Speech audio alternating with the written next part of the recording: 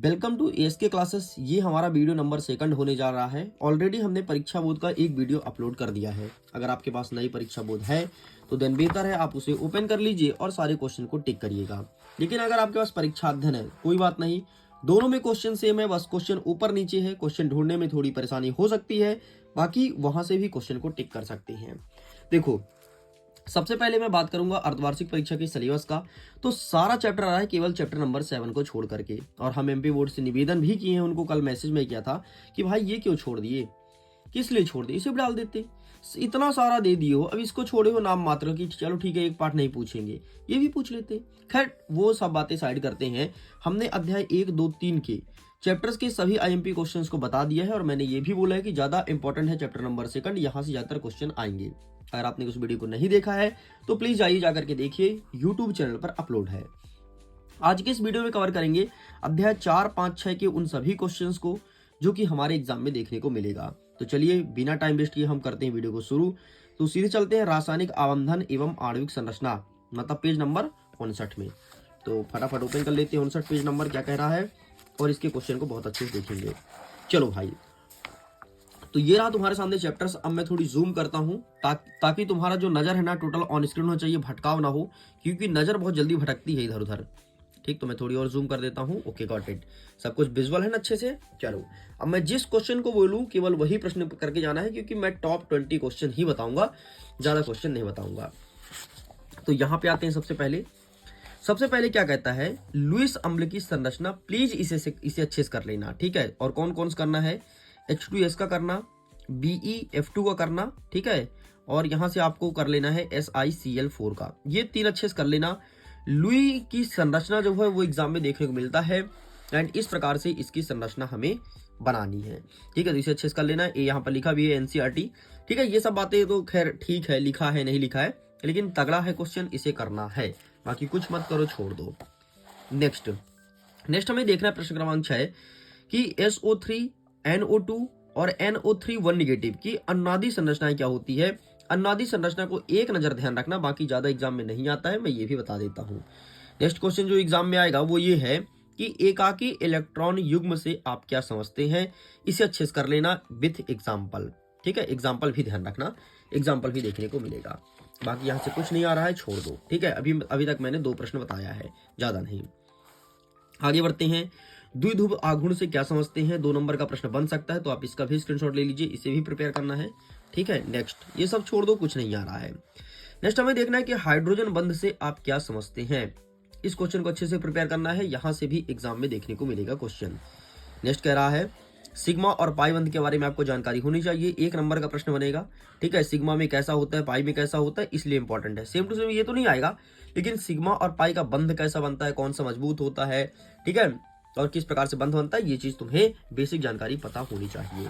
Next आगे बढ़ते हैं नेक्स्ट क्वेश्चन की तरफ। HF अणु HI अणु से अधिक ध्रुवीय है क्यों, इस क्वेश्चन को अच्छे से तैयार कर लेना। ये क्वेश्चन कई बार रिपीट हुआ है आपके एग्जाम में और इस बार देखने को मिलेगा। बाकी छोड़ दो, कुछ नहीं आ रहा है। नेक्स्ट हमें 17 नंबर तैयार करना है कि अनुनाद से आप क्या समझते हैं, क्या होता है अनुनाद, ये चीज हमें अच्छे से प्रिपेयर करना है, ठीक है। तो इस क्वेश्चन को भी टिक कर लीजिए। बाकी कुछ नहीं आ रहा भाई, छोड़ दो, ठीक है। संकरण देखना हो तो देख लो, नहीं देखना मत देखो। नहीं आ रहा है भाई, हम क्यों आपका टाइम वेस्ट करवाएं, है ना। चलो भैया, क्वेश्चन जो आ रहा है वो ये है कि आवंधन कोटि से आप क्या समझते हैं, निम्नलिखित में आवंधन कोटि का परिकलन कीजिए। तो ये आवंधन कोटि आपको अच्छे से तैयार करना है, ठीक है। इसे भी अच्छे से तैयार कर लीजिएगा। चलो आगे बढ़ते हैं, थोड़ी बड़े वाले प्रश्न को देखते हैं 3 नंबर के हिसाब से। 3 नंबर के हिसाब से पूछेगा कि बर्फ जल से हल्की होती है क्यों, समझाइए। आखिरकार क्यों जो है बर्फ पानी से हल्की होती है। अच्छे से स्क्रीनशॉट लेना, रट मारना, चित्र देख लो, स्ट्रक्चर, ठीक है। ये एग्जाम में देखने को मिलेगा। चलो आगे बढ़ते हैं। नेक्स्ट, संकरण का नियम देख लेना। बाकी उससे भी ज्यादा इंपॉर्टेंट क्वेश्चन ये है, ठीक है, पाई बंध और सिग्मा बंध में अंतर, ठीक है। अभी मैंने बोला था उसके बारे में समझ लेना। तो ये अगर तुमने इसके बारे में समझ लिया ना तो यहां से एक प्रश्न बनेगा ही बनेगा। कितने नंबर का बनेगा, 2 या 3 नंबर में पूछेगा, ठीक है। 4 नंबर का प्रश्न नहीं है, 2 या 3 में पूछेगा। तो या तो अंतर पूछ सकता है, या तो पाई बंध क्या है समझाइए, सिग्मा बंध क्या है समझाइए, या फिर 1 नंबर का क्वेश्चन। तो इस प्रकार से बनने वाला है। 100% मार्किंग होगी, तुम खुद देख लेना अपने पेपर में। चलो बाकी यहाँ से कुछ नहीं आ रहा भाई, ठीक है। पहले वाला क्वेश्चन बहुत पूछता था, लेकिन अब नहीं आ रहा है।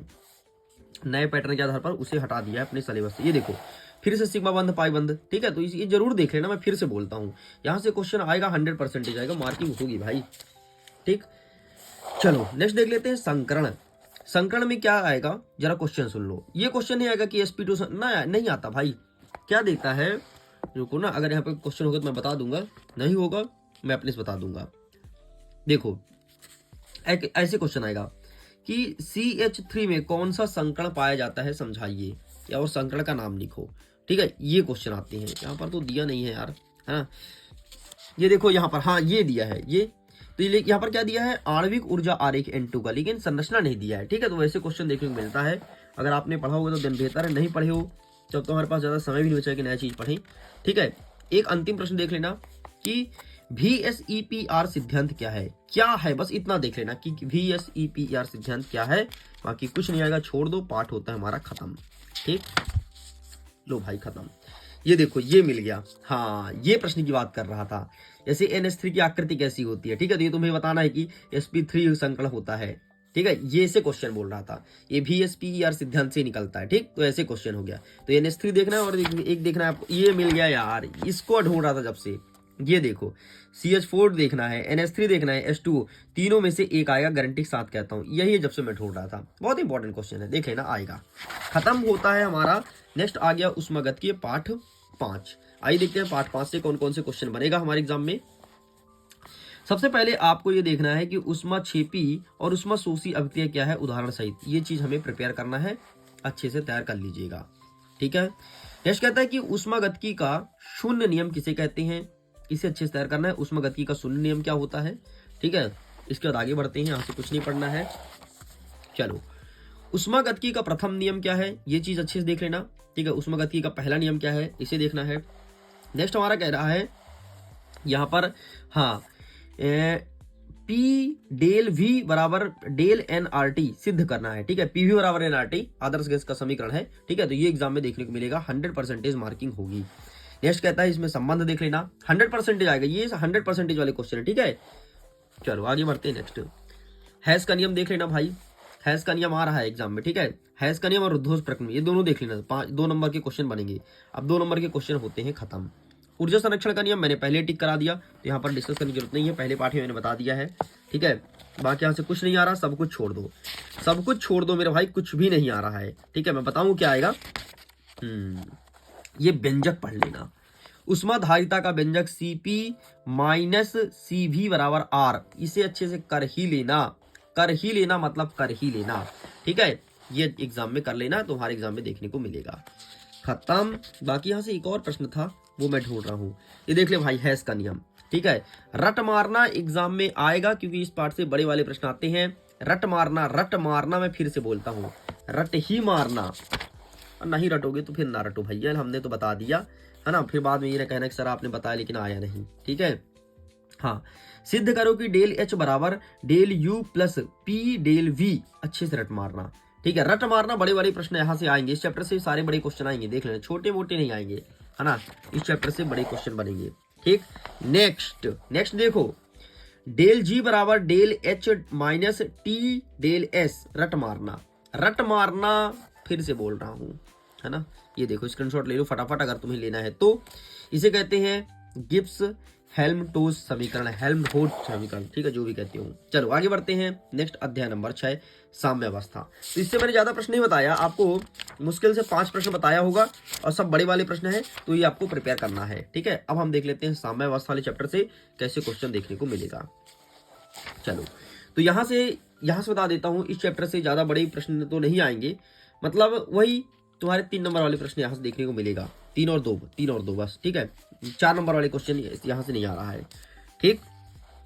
चलो सबसे पहले हम शुरू करते हैं सीधे प्रश्न क्रमांक 12 में, बाकी इसके पहले कुछ नहीं आ रहा, तो ये देख लेना, लुईस अम्ल और लुईस क्षार को डिफाइन करना है, ठीक है।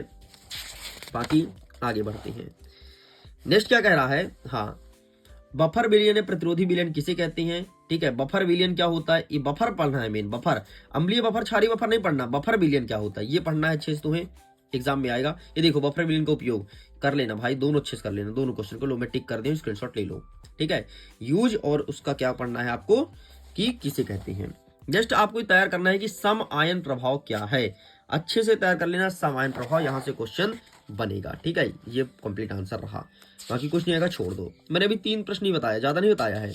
हाँ, नेक्स्ट क्वेश्चन एग्जाम में बनेगा कि पीएच मान क्या है, ठीक है। इसे अच्छे से तैयार कर लो, फटाफट एक बार पढ़ लो, ठीक है। फिर आपके सामने मैं एक प्रश्न पत्र भी दिखा दूंगा। और ये प्रश्न पढ़ लेना भैया, नीचे वाला बी नंबर ऑलरेडी, ठीक है। ए नंबर ना पूछेगा, तुम लिख के ले लो, मेरे से लिख दूं कहीं पे, लेकिन बी नंबर 100% पूछेगा, ये भी लिख लो। ये देखो पूरा आंसर यहाँ पर है, ठीक है। स्क्रीनशॉट ले लो। बाकी कुछ नहीं आ रहा है, खत्म करो भाई, खत्म करो। कुछ नहीं आ रहा है, खत्म करो। 2 प्रश्न और देख लो बस, ठीक है। एक ये वाला रहा तुम्हारे सामने, दीर्घोत्तरी वाला, ठीक है। 3 नंबर में पूछेगा, मैंने पहले ही बोला था, ठीक। एंड एक ये रहा अंतिम वाला, ठीक। ये प्रश्न अच्छे से तैयार कर लेना बस, बाकी कुछ भी नहीं पूछेगा। पूरी बुक को साइड में कर दो, बस जितना क्वेश्चन बताया हूं उतना क्वेश्चन तुम याद कर लेना। खत्म करें, आगे बढ़ते हैं। आगे नेक्स्ट अध्याय नंबर 7। और अध्याय नंबर 7 तो हमारे एग्जाम में आ ही नहीं रहा है, ऐसा एमपी बोर्ड का कहना है।